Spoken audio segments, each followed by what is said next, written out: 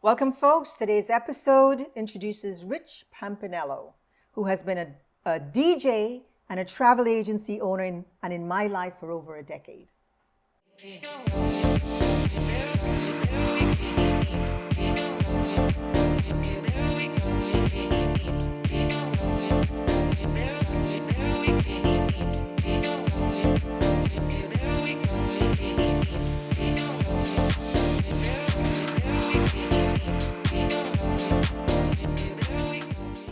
So let me tell you a little bit about Rich. Rich studied at CUNY Brooklyn College, then began DJing at underground clubs at the age of 20 at Taggaris Wednesdays on East 86th Street, for example. After which he began a 2-year residency at Hippopotamus, which was an East Side nightspot. Meantime, he worked part-time for a travel agency for 5 years before moving to a computerized company, travel agency that is, where he stayed for 8 years. He then worked at Kennedy Travel in 1988 before buying the agency. In 2003, his company, Kennedy Travel, one of the first leisure agencies in the world to specialize in LGBTQ travel, became affiliated to First in Service Travel, which has offices in New York, LA, Miami, Bogota, Madrid, and Toronto. During all this time, Rich has traveled all over the world, from Russia to Morocco to Europe to Asia on trains, planes, and automobiles. He has visited Port of Spain 36 times up to 2020. We're now 2024, folks.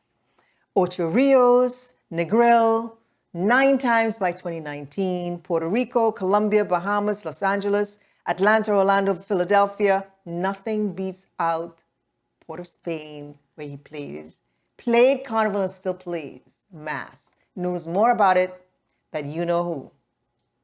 That's Rich Pampinello. Hello, Ozzy here. Welcome to Season 9's Thank You Project segment of our On The Call podcast network experience. You hear? Okay, I appreciate you for tuning in.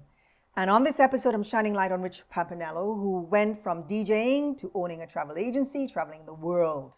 Please listen in, like, follow, subscribe, drop a comment, support us, donations, or become a member where you get 24 separate different experiences through conversations only for you. So here we go.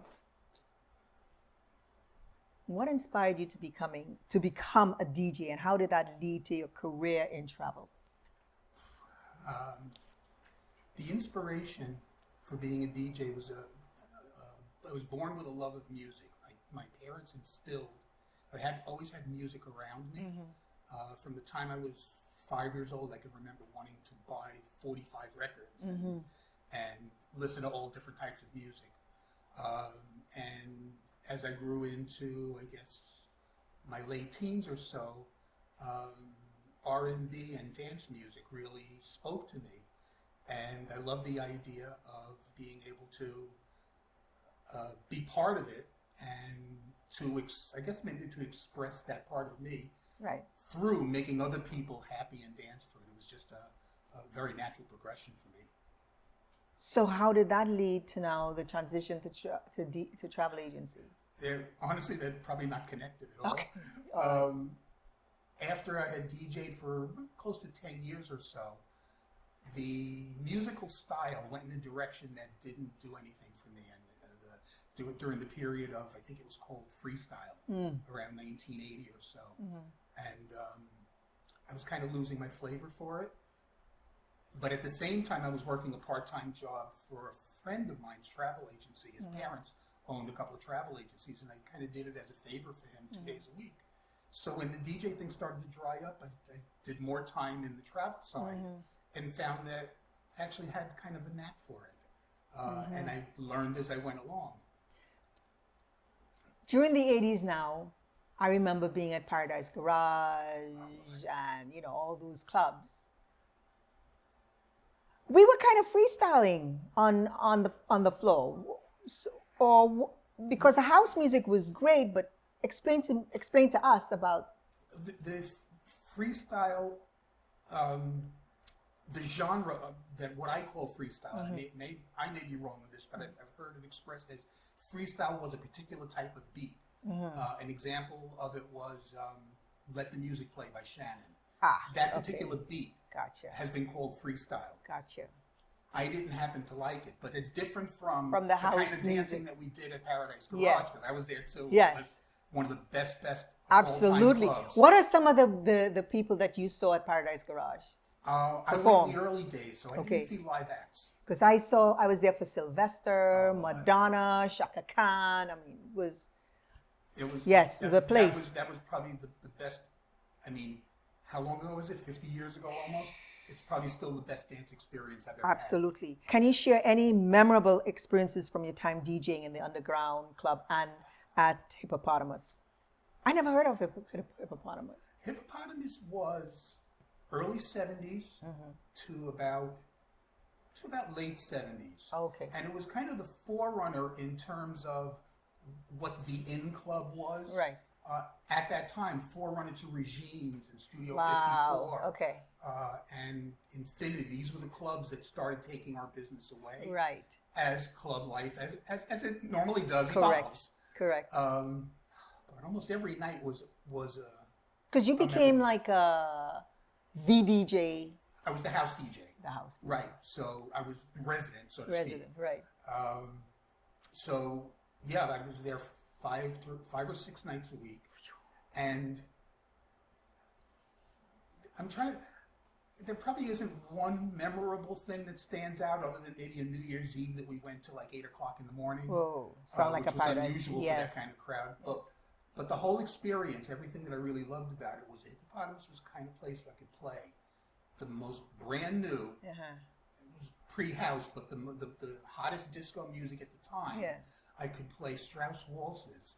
I could play polkas. I could play big band music and ballads. I could play absolutely anything, right? Because the crowd was composed of a lot of different kinds demographics, right? So for me, it was heaven because I like all these different disciplines of music. So, what skills did you learn while working part-time for the travel agency that influenced you to take over the agency? Selling was probably the thing that I learned best. How to sell, how to become a salesman, and I think the essence of being a good travel agent, what I really learned through the years, and it was a skill that's been honed through the years, is listening to what the client is requesting, and then processing that and matching it to the right product that's going to meet their needs and it's going to give them the best experience. I've always found that about you. You really listen. You really listen. Don't find that in a lot of people. That's something. And the way you match. Because even though we talk about some things that I want to do going forward, the way you match is very, very cool. That's the essence. To me, I think that's the essence of being a good travel agent. Yeah. And I kind of learned that from my dad. My dad was good with that. He owned a luncheonette, and I used to work for him after school part-time. And I listened to him and how he dealt with customers. And he listened, and he engaged. Right. And he participated in whatever it was they were talking about. Right. And he had given me advice, something he said, like, talk about what they want to talk about, not about yourself. And this is why I like doing what I'm doing, because it's not about me, it's about the other. Right. And that's a wonderful feeling. It is a wonderful feeling, and I love hearing that when I talk to my clients. I love hearing all their experiences, both before and then, of course, after a good trip. If they come back and have great experiences, that's my icing on my cake. So what challenges did you face when you started the agency, and how did you overcome them? But I didn't start it, so it really wasn't a challenge. I inherited it pretty much. I worked for somebody who was a friend who used to work for Eastern Airlines and then bought the agency, and I worked for him for many years. And he had to retire due to medical issues, so I basically took the agency over from him. And by that time, it was up and running, and it was a and going you knew concern, how to, and I just kept going with it. Now, what motivated you to specialize in LGBTQ travel, and how has that aspect of your business evolved over time? That also was a product of that same previous boss that I had. Right. That was his thing about back in the day when we started doing that, there was no qualified professional travel agents that were addressing the market. Right. People were trying to get into the market, but they weren't travel savvy. They weren't travel business savvy. Right. We provided both. Right. So we were leaders in the field back in the late 80s and early 90s. Right. Over the years, it's kind of homogenized because LGBT travel has kind of homogenized and got into the mainstream. Right. Now, it doesn't have to be so specific. You Right. know, a gay couple or gay singles or whatever don't necessarily have to go to a gay-only Correct. destination Correct. or hotel or whatever. Progress. We're everywhere. Correct. How have you adapted your business to the changes in the travel agency, such as like the rise on online booking systems? Oh, yeah. Well, we've embraced the technologies, all the different technologies that have come about. We've had to embrace them because otherwise you fall away. And with the technology thing, there was a period where technology was brand new and we started to lose a little bit of business started to erode because people found they could buy an airline ticket online. It was easier or whatever. However, the travel business has gotten so complicated over the years that even a simple airline ticket now has so many levels, so many dimensions, baggage, penalties. There's so many things to observe that our worth has become relevant again. And for things other than the simple airline ticket, like you want to do a bucket list trip to Africa, it's not something that you can go online and just punch a couple of buttons. You never know what you're going to get that way. You need an advisor. You need someone that... Should something happen while you're out, somebody to call? That for certain. You definitely need someone to go back to. But even in putting it together, you need someone that can tell you, again, matching the product to what the customer expectation, what the customer need is. Right. So, have you found that we got Buttigieg, who's now the transportation person, and he's made certain changes within the system. Has that been a positive or negative effect on what you do? Has it impacted you with what you do? Honestly, it's mostly for the airlines and I don't think it's impacted us Okay. any. I mean, there's one recent one that's just happened a few days ago about, and I don't know if it was Buttigieg responsible for it, but it was an order where airlines have to provide refunds immediately for canceled whatever or something. Yeah. It doesn't affect us directly, but Slow down. Obviously, it's kind of a side thing. It's something that we may get involved in, Right. but not really directly. It's from airline to passenger. How have you built and maintained relationships with your partners and suppliers in the travel agency? What extra do you have to do? With the partners and suppliers, well, they come visit us. We go to seminars or sorry, I'm at a loss for words here. Is it still like a Zoom thing, or you actually get out and go to seminars? No, the seminars don't happen live anymore. Everything is now webinar. Got as it. far as seminars. But they will also have like cocktail hours Right. or like hotels in New York or suppliers will do a couple of hours at a cocktail party Right. in a New York venue or something, and you kind of get out and meet them, Right. or like most recently they may invite you on a site inspection. I was recently in St. Bart's on a site inspection of a Not a particular bad place hotel. to have a site inspection. Wasn't that at all? You really had to twist my arm for that one. Whoa. What do you see as the future of the travel agency? I think that it's still on an upward trend. I mean, based on what I was saying earlier about how we're relevant to people that need to construct complex or bucket list trips or anything that has a little bit of complexity. Professionals are needed, just like you need a professional if you have a law issue or you have a medical issue. or as we know, a dental issue, or something you need a professional Right. to navigate all of the things that can happen, and there's plenty. What is your process for researching and selecting destinations or experiences to offer your clients?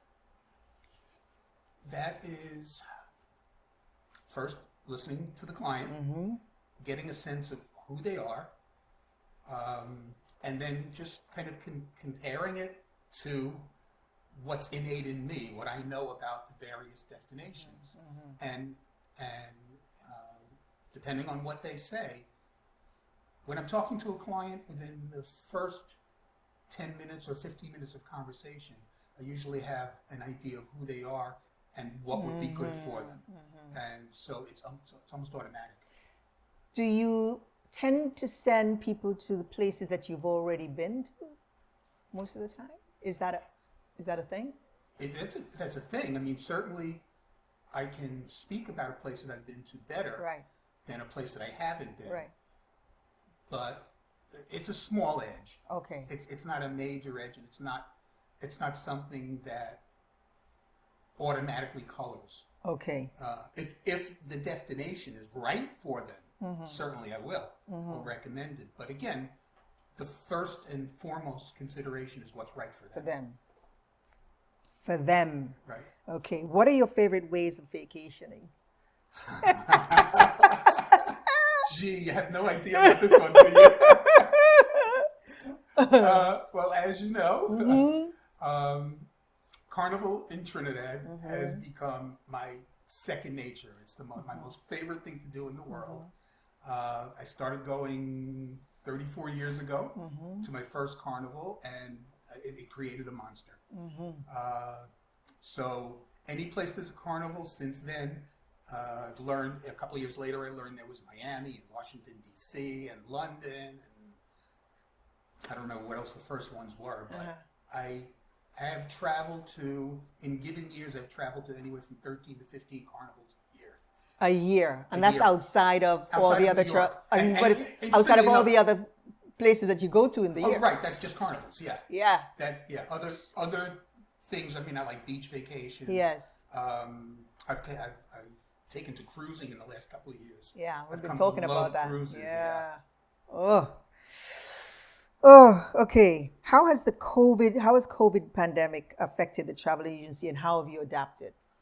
Well, as you can imagine, during COVID, we were moribund. There was basically nothing going on for 2 years. Right. So we just had to wait it out. As a self-employed kind of person, I was able to weather it out until the storm passed, so to speak. And once the storm passed, it was amazing. So around early 22, when things were starting to get lifted, it happened in the space of a week. It was like a switch was flipped. And all of a sudden, people broke out and decided, okay, we're tired of this. We're tired of the confinement. Yeah. And we want to get out and do things. And the things they're doing, and it's a trend that's still ongoing, is for bucket list type trips. I mean, the type of trips I've done in the past 2 years, I've never done in my 40 some odd years. Really? Yeah. Do you think that the COVID made people aware of their mortality? Absolutely. I'm sure that is exactly what has caused this. People realized, and myself included, honestly, is that we're not we all have an expiration date, and people have decided to get out there and do it when they can. And I quite agree with the sentiment too. It's like, that's how I live life. Let's do it now, because we're not promised tomorrow. Right. Well, guys, that's Rich Panello on the podcast. Gonna check him out again on the Thank You Project page on the website. But we're going to close it out here for this segment, or for this part, and say, Rich, I really appreciate you coming in and spending this time. And the reason I needed to speak with you is because when I was going through my hard times, and you've been there, you know, with my mom and then my son, you were able to get me to where I'm going in short order. I remember that. You listened each time, and for the number of flights that I had to do from here to Trinidad with my mom, then east to west coast with my son, to be able to pick up that phone and to know that you pick up, and for you to understand what I'm going through and just make it happen. It's that ease with which to get to the people you love when they're in distress and you're in distress is something that I really, really needed to say thank you for. And all the other parts in between and before and whatnot, but those special times, I really, really needed to reach out and say, in this way, right? Because it's now how many years? Because even before my mom, which was 2013, it was years before that as well. Many years. So we're going a couple of decades already, Yeah. you know? And here we are. And here we are, We're still Rich. here, we're still here. kicking And we're doing still it. kicking. Yes. And we're going to be doing some other stuff. And, That is right. you know, really, really, really, really, really thank you very, very much for coming in. And guys, well, first, Cheese and the OTC team. Thank you to my audience for spending your time with us. Please like, follow, drop a comment, share, become a member, help us join. We're doing some really wonderful work. You're meeting some really wonderful people. Support us. Check out our store. We have a store. But most of all, please care to share. And when you are on your beat, stay on the sunny, sunny side of the street safely. Be health conscious, kind to one another. And don't forget to give thanks for the little and big gifts as we strive through into this beautiful life. See you inside the call.